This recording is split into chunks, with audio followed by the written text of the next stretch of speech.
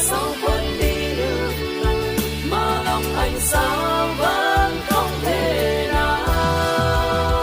Em đã nói sẽ đi mãi xa cuộc đời anh, em sẽ có hạnh phúc bên anh, em đang cho anh thấy em khóc dưới góc phố nước vì ai kia, và ngày hôm nay em đã mang niềm đau.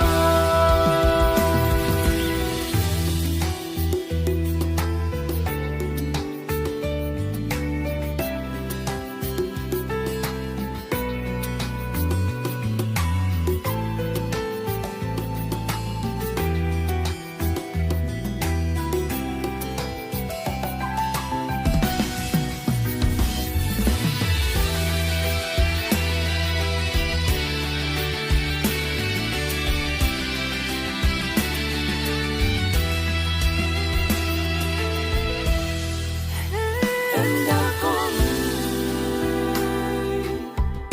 em luôn đằng sau.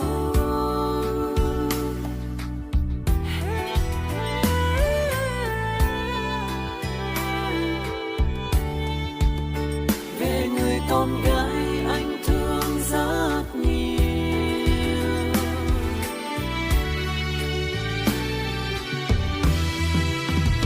Anh muốn em biết những vấp ngã trên nhân tình thế gian. Anh muốn em biết khi chia tay anh đau thế nào. Anh có buông xuống nhưng tôi nhớ làm sao quên đi được lời mà lòng anh sao vẫn không thể nào. Em đã nói sẽ đi mãi xa cuộc đời anh, em sẽ có hạnh phúc bên anh, em đang cho anh thấy em khóc dưới góc phố nước vì ai kia, và ngày hôm nay em đã mang niềm đau. Anh muốn em biết những vấp ngã trên nhân tình thế gian.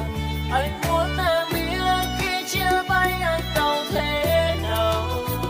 Anh có buông xuống những nỗi nhớ, những hoài niệm thương đau mà lòng anh sao vẫn không thể